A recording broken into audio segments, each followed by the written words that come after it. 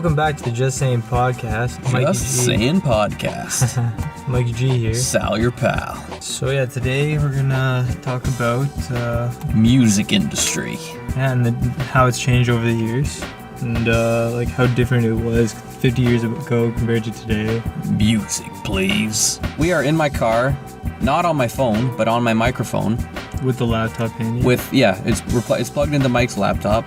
Trying a new setup here. Yeah, we're trying this out, and yeah. But so last week it was the first time all three of us were on the show. Yeah, me, you, and Amanda were all together. It's pretty cool. It was good times. Yeah, we also recently took some photos for promotional photos, I should say. Yeah, the podcast. We're working on a new podcast logo. We're actually looking on revamping pretty much everything, and then starting a Facebook page and a Twitter, and just kind of like trying to get the brand out there more. The Just Sayin brand. I was gonna hire a photographer to actually come and take pictures of us, but you made a suggestion. You're like, why don't we just do it on our phones? Yeah, because it's good enough, honestly. Yeah, exactly. We know what we're doing with Photoshop in that sense, so yeah, exactly. The point of wasting money on something like that. I went to a photographer and she quoted me $200 for 20 pictures. $200 for 20 pictures? Yeah. And then I have another buddy who said he would have done it all for $50. Really? But then, I thought about it and I'm like, yeah, I guess we could just do it ourselves. Good times. Yeah, it was good. It was good improvising and trying to figure out an idea. Yeah. It was fun. Anyways, today though we're going to talk about just how the industry works with music these days. Music industry in general. How it's taken a DIY, do-it-yourself route. Yep. And a lot of people are just taking to their own hands of promoting themselves, selling their own music online. Cutting out the middleman and all that stuff. But first, let's go back to the beginning. Let's go back to the original, the OG. Where did the music industry start? Back in around Elvis's time, kind of. Maybe even before then, actually. Like jazz players. Back when jazz players were playing a lot and they weren't making any money. Did vinyl come first? Vinyls and reels. Reels, yeah. I remember reels, a lot of, I watched something called Dub Echoes, and true. It was all a lot of vinyls, a lot of reels. Was it real? It was real. For real. It was crazy how they would make music back then with sampling from reels or records. That's cool. No, music probably goes back centuries and centuries to tribes dancing around fire. Yeah, cavemen and drums and But I say yelling. I say the industry probably started around the early 19th century. True. Wait, no, so what are we right now, the 20th century? Yeah, I think we're 21st. 21st, so yeah, the early 20th century, yeah. Okay, that makes definitely sense. That, yeah. I just remember the phonographs. Remember the phonographs? Oh, yeah. They ran on, were they vinyl? Yeah, I think they were vinyl, yeah. And then... Yeah, they had, the big, it looked like a trumpet, kind of. Yeah. And their form of volume control was putting socks in the trumpet part. Yeah. So that's where the term put a sock in it came from. Yeah, because if you, put the needle of a vinyl... if you get a record player, you just put the needle on and you listen really closely, you can kind of hear the sound coming off the needle. Really? So those phonographs are just kind of like a big tube to amplify that sound a little bit. That's pretty cool. I never actually knew that. Yeah, I'll show you next time you come over. True. We'll turn off the speakers. You listen, you can hear it. There's been a resurgence of vinyl. People are starting to produce vinyl again. Mm-hmm. And one thing I was thinking about was, because I know you can get an old vinyl player or a record player from the early 70s. Yeah, you can get really old ones. The phonograph I'm talking about. Oh yeah. Oh, probably early. You can. I don't even know if those still work. I remember my dad's buddy had one of those, but it was an antique. It was so old. Oh wow. It was even earlier than the 70s. It was his great grandmother's when he was growing up, and he just kept it all his life. That's amazing. Could you take a vinyl made today and then play it on one of those things? Probably, yeah. Well, That'd be so weird. It's the same thing. It's just the needle, spinning on the... Yeah, it's the same thing. That's so cool. Yeah, so I think the industry kind of started when they started having, I think way back, you remember those self-playing pianos? So at first people would start selling their scores. The music they wrote on paper, they'd sell that. Those piano rolls came into play. So they started selling piano rolls with songs on it. And then afterwards, I think that's when vinyl came into play, and reels, and then 8-tracks, and then CDs and tape decks and cassettes and all that stuff. I think the actual order is scores, on just writing it on paper and having the actual musician playing it. And people would sell the music they wrote on paper. Then we went to piano rolls, reels, vinyls, 8-tracks, cassette tapes. 8-tracks, cassettes, and then CDs. And then CDs came in like the 80s. And like then, when the CDs came out with like the whole digital thing, that's like there's a craze of like all the existing music on vinyl is getting transferred into CDs. Mm-hmm. So like so that's pretty much how like the industry started in terms of selling music. So is vinyl is better quality than CDs? Yeah, it's definitely the best. So then how did it go from vinyl to CD then? Because wouldn't the quality go upward? I guess compression. So they compress. So they must be compressing music at least, the files at least. Well, I guess because CDs are more compact and more like it's called a compact disc, right? So it's like a smaller sized version of a vinyl. Yeah. I know you can get like these gold CDs, which are like a higher bit rate. Oh, really? Yeah. Like I've been to like audio shows with my dad, where they would sell these like gold discs. Yeah, they only play on like high end like stereos, but they're like a higher quality of the CD. That's cool. I think it might just be vinyl quality, but like in digital form. Yeah, like I know MP3s today is like the lowest quality. Really? Mm-hmm. And then I think it goes AAC, AAC files. I think that's next. That was a Macintosh thing. And then like there's a bunch of stuff in between, but vinyl is the best. I think MP3 plays at what 128 kilobytes. Yeah, 128 kilobytes per second. Yeah. And then what's the how you export a song in Audacity? Yeah. And it's got the rate. The project, the hertz and stuff like that. I think vinyl is the highest, which would be 384,000 hertz. So yeah. Sounds like it hurts. Sounds like it hurts.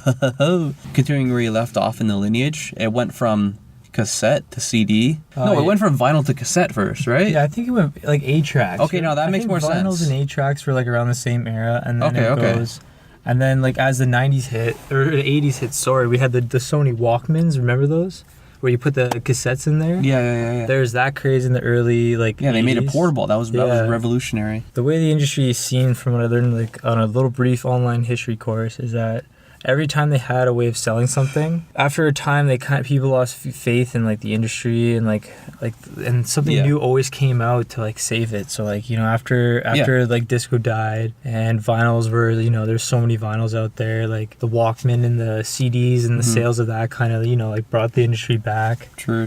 And it went to MP3 in like really really early. And then it switched to where would it go from after MP3? It went to like iTunes and like when iPods came out, that's when MP3s were created. That's when it was MP3, and now it's streaming, right? Yeah, now it's like streaming's like a whole different thing. Yeah, that's pretty interesting to think about. Yeah, streaming's like the current. Yeah, but like SoundCloud and all that stuff. So what's gonna be next after that? I don't know. Do you remember those digital download cards? Remember, like, you go to HMV? I remember that, yeah. Music World Future Shop had them. Yeah, it's like, instead of buying a CD, buy this card with the code to download your thing. Yeah. It's like, that didn't last very long. No, it didn't at all.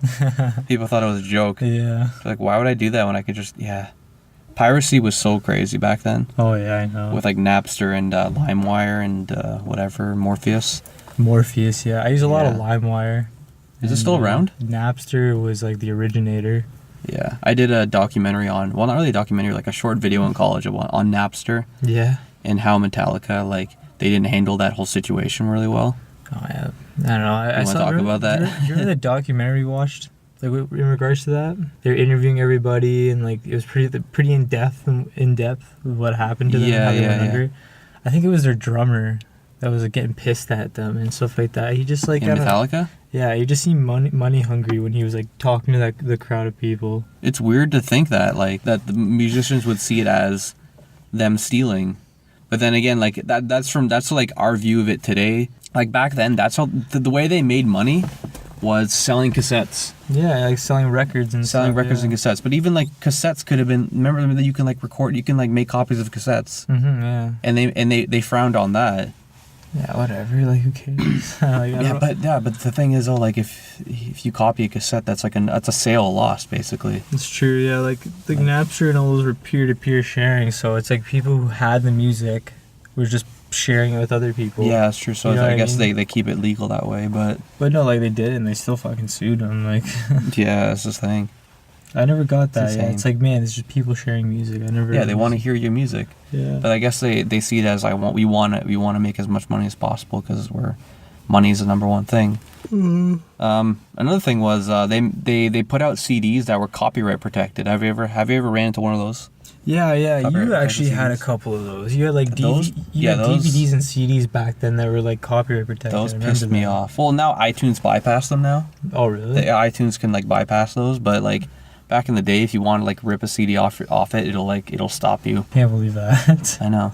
And then the CD-ROMs, where you put it in your computer and it launches a program from the CD. Yeah, Those are so dumb. CD-ROMs were just like only for programs, though, right?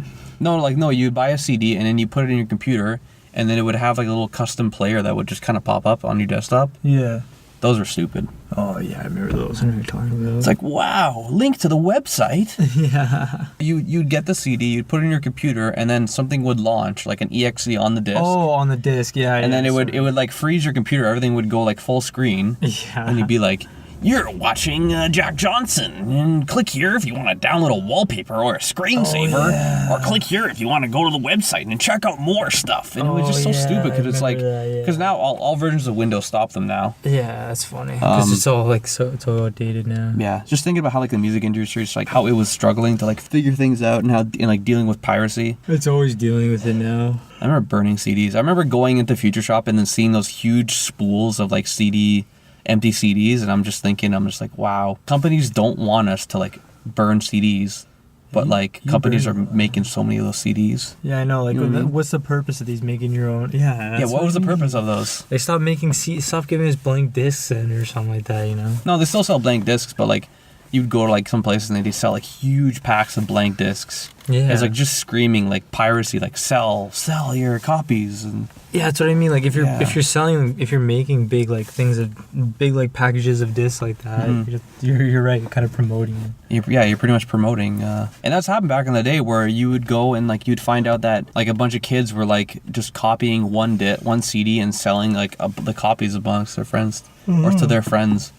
Like, hey, I just bought a CD for like how much were CDs back then? Like $30?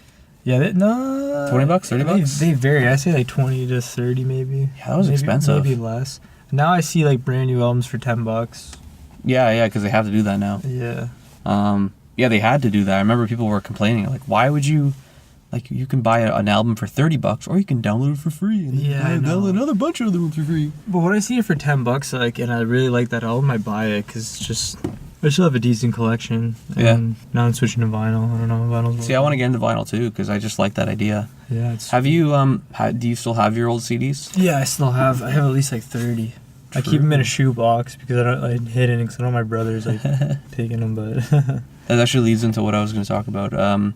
Recently, I've been like going back and listening to all my old CDs. Back when I first started listening to music, I remember my first CD I ever bought was Smash Mouth Astro Lounge. That was the CD with All Star on it. What was your first CD?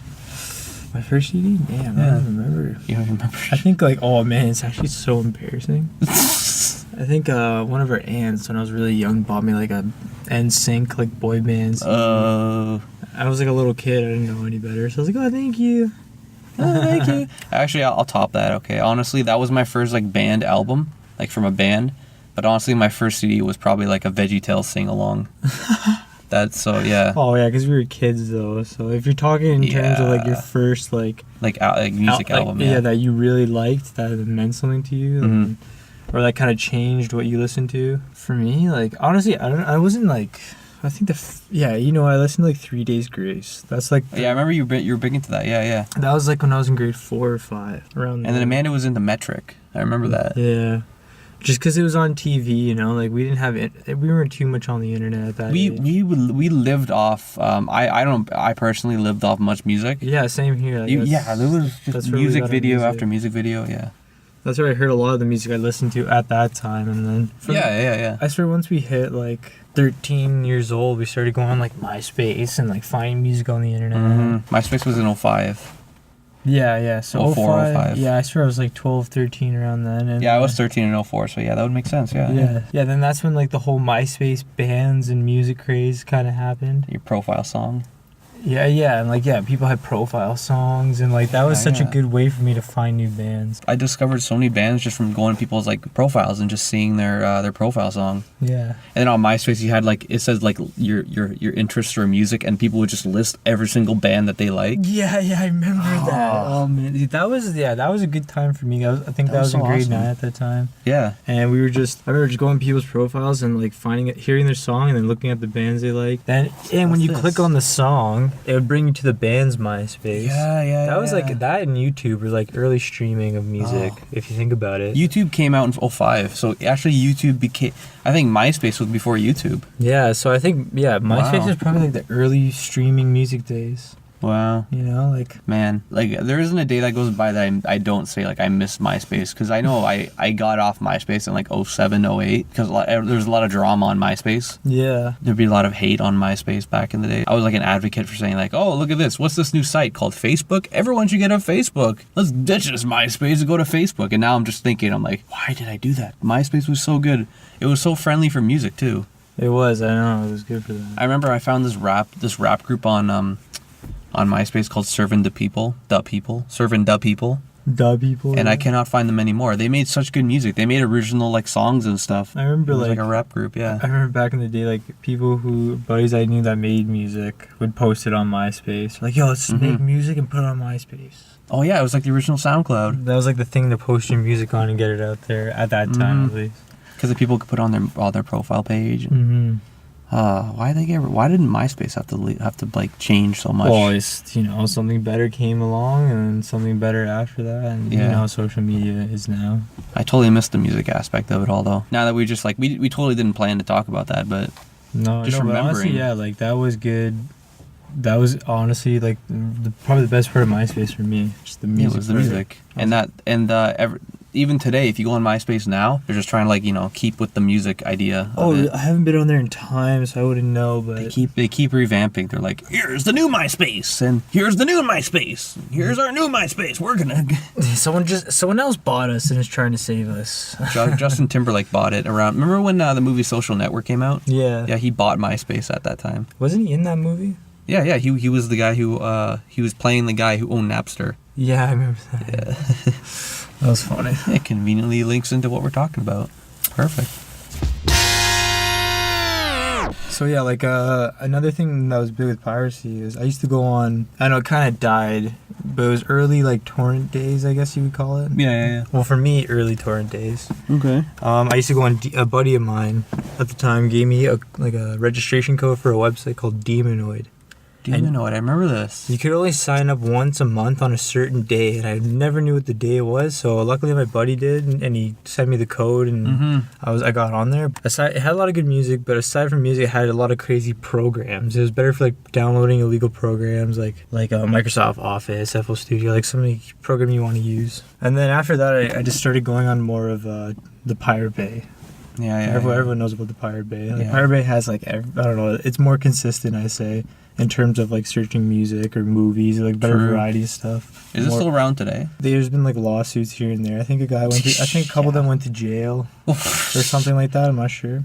Wonder why, huh? Yeah. Sometimes once in a while it goes down, and then it comes back for a bit, and then it goes down for a bit. Like I was on it the other day, it wasn't working, so they're taking a big hit for that. That's for sure. Oh yeah. I don't think companies like when other people put their stuff out for free. Oh, cause man, I got a lot of pirated stuff off those websites. Yeah. There's a point it was going off, and like whenever my like computer would fail, I would re-download all the music, even though I don't know. Like, I keep it saved on a hard drive.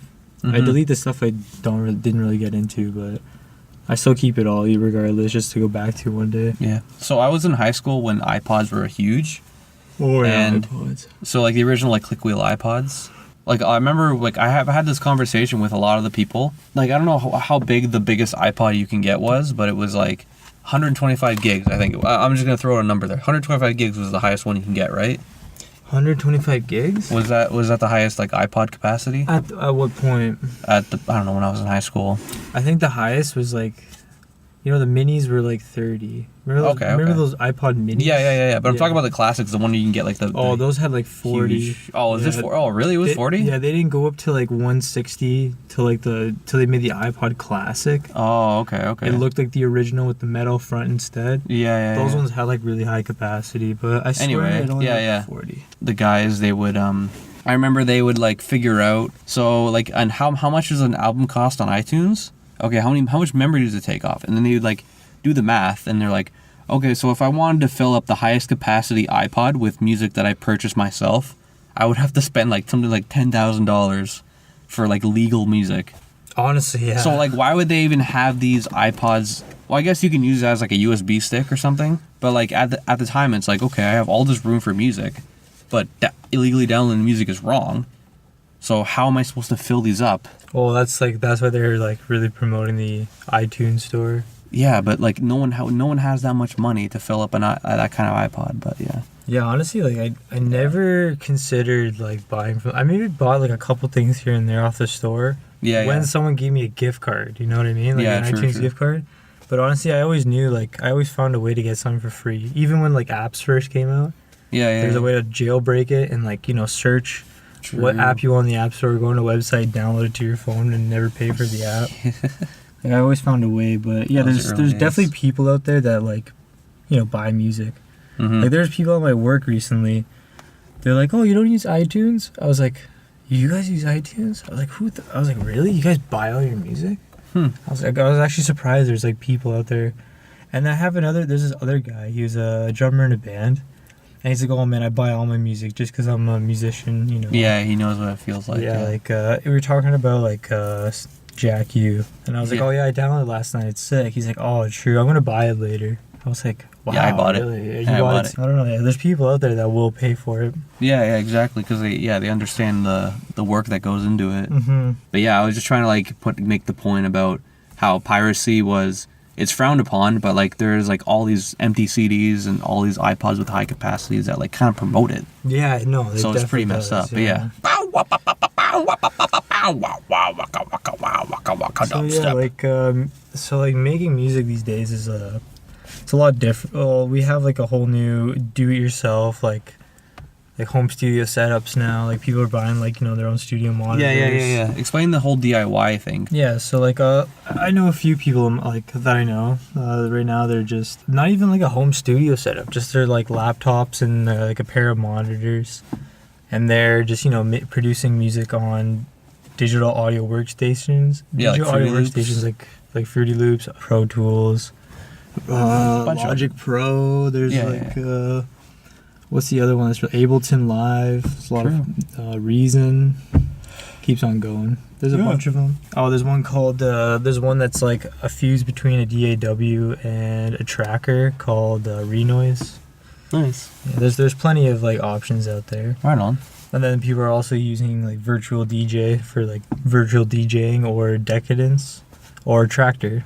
That's another one. True. Yeah, and the native instruments, I think it's called Contact. Oh, and GarageBand. Oh yeah, GarageBand. That's the original. Yeah, it's an old one. Yeah. I figured out how to make dubstep in GarageBand. I was doing an internship somewhere. Yeah. And they weren't giving me work, so I was just kind of messing around with the programs I had on the computer that I was at the workstation at. Yeah. And I ended up figuring out how to do dubstep in GarageBand. I still have the tracks, so I have them on my SoundCloud. Yeah, that's all. Yeah, I remember listening to those. Yeah. And the logos were pictures of the cats that were used to be at the internship place. That's funny. So it was a cool time that I was there. Yeah. Yeah, so you got a taste of using a program and the feel of it. So a lot of even if you go on SoundCloud, a lot of the people, not everybody on SoundCloud, but a lot of the stuff EDM wise and hip hop wise, making beats. Mm-hmm. People are producing on these DAWs. It's crazy to see all these artists coming up from it. Mm-hmm. We still have there's still the old school people that play in bands and whatnot, but this is a lot of people are doing this now. Mhm. It's very productive. Like you can once you pick up the program, you can bang out a song. Yeah, You can bang on more than one song in a day, you know, because the ease of controls and like how quickly if you use if you use the commands on the keyboard. Yeah. It's the same with editing programs. Yeah. You can just you flow through it real quickly. It's just it's great. Yeah, a lot of things are automated for you. Like in FL Studio, there's like an automated arpeggio option. So like That's cool. you click the scale, you hit the note, and it plays the note. It plays an arpeggio in a scale. That's so cool. Instead of you playing it yourself. Mhm. And, like there's little things like that make it easier for you. A lot of plugins too. Helps you stay on point. Like the grid, you line things up. So a lot of people are just taking their own they're taking into their own action of just producing on their computers. Yeah, making their own promoting music. on like Bandcamp or SoundCloud, selling it through there. Yeah, you can sell them through there. Yeah. Yeah, and and the money goes right to you. And then if people donate to you as well as an artist, you can put that money back towards put it back in towards your music and get a better setup going or something like that. Yeah. It's cool. That's cool.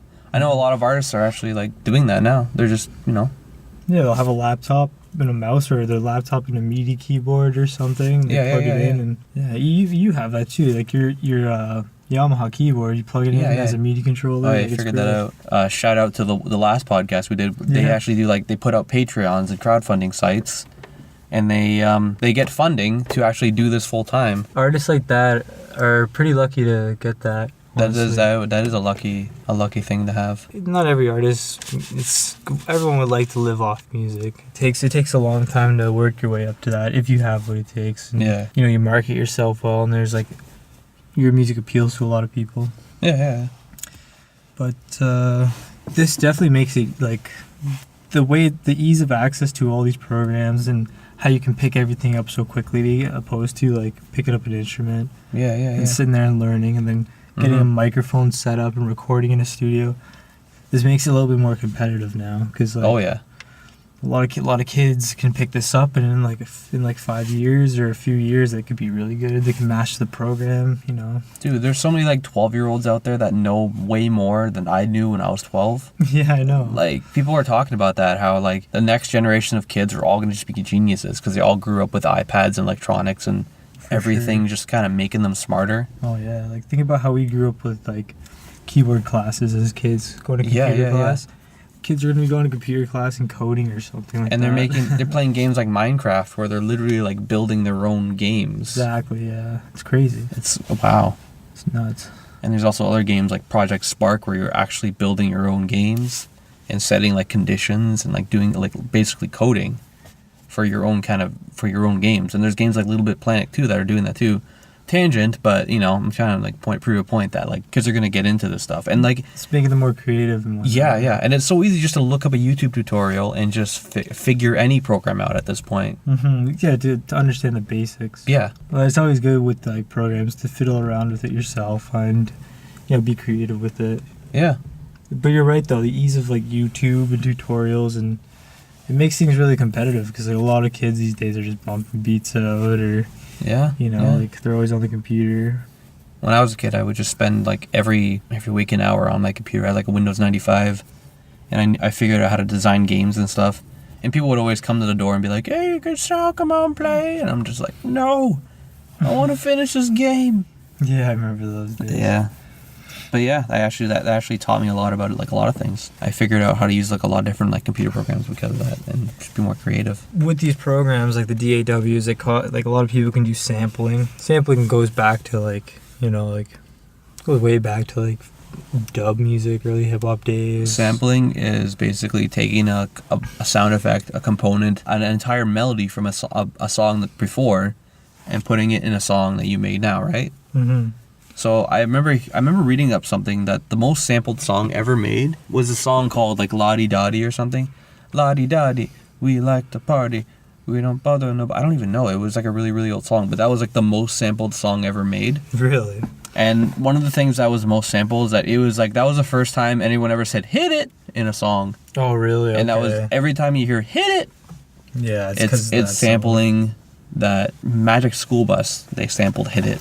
Hit it, yeah. Hit it, Liz. And even Miley Cyrus's samples that. La-di, la-di-di-da-di, we like to party, and dancing with my lean, Do whatever we yeah. want. A lot of mainstream music is like, This is my like house. they take like a rhythm section of like an old song, and then they go from there and add different melodies onto it.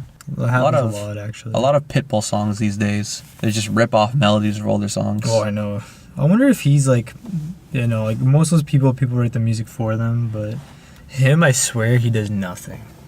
You know what I mean? Yeah. He's just a bald Mexican guy. And he has like a lot of children, basically, apparently. Does he? Yeah. Yeah. That's hilarious. One of the funniest things I heard was I watched a video where this guy was ragging on, I think it was like T-Pain or Flow Rider. He had a song where he sampled a song made by Avicii Levels, sometimes I get a feeling. And then that song samples an older song. That song, yeah. Did I show you that sample? It's like it's like a really old song from like, I swear, the 30s or 40s. That's amazing. And I forget her name, but the song starts off with that. It's just her voice alone. Oh, sometimes. Yeah. It's like it's asking to be sampled. When you hear it, you're like, wow. So like Flow Rider is like sampling a song that samples a song. Mm-hmm. And I remember that I heard a good quote one day. I think it was by Paul McCartney. No, it wasn't by Paul McCartney. I don't even know who it was by. Picasso probably. Yeah, it was by Picasso. Picasso had this quote where it was, "A good artist copies, a great artist steals." Yeah, I know. It's so funny. like every kind of art form is just copying and reiterating on what came before it, basically. It's true. Yeah, it's true. Like EDM music, a lot of that stuff is like pretty much music, like all music throughout history, like put together, like blending of like all different like elements of music into one, and like taking the best of all, like I don't know, it's very simplified in some sense, but it's pretty much like a combination of like everything. Sorry, let me say that better. So like EDM music is pretty much like a combination of all style of music up until this point. Yeah. In a way, like it's kind of a result of like all the music that's came out over the years, like bass lines and music like that. Like jazz music was ahead of its time, revolutionary. It kind of changed a lot. It inspired a lot of music and genres. Yeah. And then you had like dub music was like these guys were not worrying about theory. They were using the mixers as an instrument and like sampling and having the bass line as the front of the song. And just like making their own effects and reverb and whatnot. Yeah. Synth wobbling and stuff. Yeah, so like that was like all these little moments in history kind of led up to like how the music sounds now. And now the newest thing is future bass. It's not like the newest like popping off thing, but not really popping off, but like it's a new kind of genre that's kind of emerging. Yeah. Like they say like when like dubstep came out. Like from that point, from like 05 to like 2010. I think 2010 was dubstep when dubstep was like huge. Like mainstream, yeah. So like, like when it kind of like came out in 2005, it was completely different than 2010. That's true. It was even more different. It was more obnoxious sounding. Now it's even worse. So like around then we were like EDM was in like a post dubstep era where they're incorporating that sound and that style into. And then there's like trap music now. I swear we're in like a post trap era because you're hearing trap music in the style of hi-hats and the drums and everything. Yeah. In a lot of music today. And true. And trap step was big for a while too. Exactly, trap. That's when I heard trap step come out. I heard trap, right? And then trap step came out. They're blending those two together. Yeah. But that was like the start of like all these new little like tiny little subgenres and coming out. And what I'm getting to is like future bass is part of that. And then there's like what else is there? I don't know, like Moobatin. Or how do you pronounce that? Moobatin? Moobatin? Yeah, so I feel like right now we're living in like a post-trap era. Everyone's just getting on that trap wave. That's amazing. And like now, what's gonna come next? Yeah, exactly. What's next? We always say this, like, hey, dubstep came out. What's next? And like, oh, it's trap music. All right, what's next after trap music? Yeah, exactly. You know what I mean? It's cool. It's exciting. Yeah, people joke. It's like it's just gonna be noise in a few years. Yeah. There's so many components all just mixed together where it's just kind of like nuts. You ever listen to like IDM music, like Aphex Twins? No, I don't know. It's like intelligent dance music apparently. That music is cool, man. It's very experimental. Very like it sticks out like a sore thumb in terms of electronic music. Oh yeah, I'm always down to hear whatever new comes out. But yeah, like I'm interested to seeing like how like maybe how in the future piracy is going to play a big deal, how like musicians are going to make more money. If it's all just going to go towards, just funding them, like the whole Protest the Hero crowdfunding thing is. Yeah. Are record companies going to be obsolete soon? Like, is everyone just going to do it themselves? I don't think they're going to be obsolete because you still need a record company. Like, to own a record company, you need a lot of money. And with that money, you invest in an artist and you help promote that artist. If they're good and they have a good sound, you back them. But yeah, I still think that will always be around. And a lot of people might just take into their own hands now with the use of the internet, use of social media. They might, a lot more people might try to do that themselves instead of like the very few companies that used to be around. True. So like I think if you go on Twitter, like you see an artist, he's kind of made a following for himself. Yeah. But then he's like, oh, I have a record label I'm trying to start as well, And then he gets some buddies on there. Right on. And I've also seen like collectives starting to form, like Selection was one of them that I took notice to, and then Moving Castle. They're just like, they're artists. They're like, hey, we all have like a very similar sound. We sound cool. We're part of something new here. But we're going to all work together and promote ourselves collectively. We're not a label. We're just a collective of artists helping each other out. Like that's starting to happen now. So like, that's also part of the DIY. Like, it's like, I forget these record companies. Let's band up, promote each other. Like we'll band up together and be our own little like product image, and like it'll help promote all of us at once. Because of that, like I'll find one artist, I look at the artists on the collective and look at all the other like the roster and whatnot, and like you find so many other artists that way. True. So I don't know, like it's hard to say right now. Like, there'll always be record companies. Yeah, true. Exactly. And I'm sure lots of record companies, like I've seen lots in my time, especially with bands, like put them up for sale. It's like, hey, anyone want to take this record company seriously because I don't want to do it anymore. Oh, yeah. And then I'll see someone else take it over and maybe push it forward, or I'll just die. Right also, and music industry is interesting. Yeah, it is interesting. It's definitely a hard thing to get into. Oh yeah. Also, with like social media, it kind of like changed everything. Like, like back in the day, it would be like you play a lot of shows as a band or whatever and try to get signed by like someone who'd go to a show and like a artist scouter or something like that, artist recruiter. But now it's like I've heard kids in my city not get on a show because they don't have enough followers on SoundCloud or Twitter or something like that. It's like never used to be like that. That's insane. Yeah. So like you kind of have to put in a little bit more work now, make a name for yourself on the internet, on your social media. True. And people will take you more seriously. But that's more so for like the producers and like, or like the people like DJing and making beats and stuff like that. And rappers. True. I'm sure there's still like a lot of venues out there that will, if you're a band, and like I know a lot of bands that still play, or a couple bands, that still play shows all the time, and they don't even have like social media. Wow. You know what I mean? Like they play shows in their city, and like people like them because they put on good shows. So people are still doing the old school way, and that'll always be around. Sick. But like social media did change the game up. Yeah, I see that. I can see that. But yeah, wow, that was really a content-packed episode that we just recorded about music industry. Yeah, we could have gone in. We can make a part 2. We could. Yeah. Yeah, we'll think about it. Let's close this out.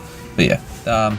That's it. Yeah. Right, if anyone wants to listen to more of our podcasts, subscribe on iTunes. Subscribe anywhere you can subscribe to podcasts. There's a lot of apps you can download on Android devices that will be able to, enable you to search our podcast and then subscribe that way. When we make a Twitter and a Facebook, everything will be in the description. So I'll go back and I'll add them all into the description of every episode we ever did, and then yeah. Thanks for tuning in, and we'll be back next week. But Sal, what's the worst CD you've ever owned? Worst CD I've ever owned? Linkin Park, Minutes to Midnight. Oof. Yep. That was a big deal. I remember I got that and I was like, wow, Linkin Park, I love that band.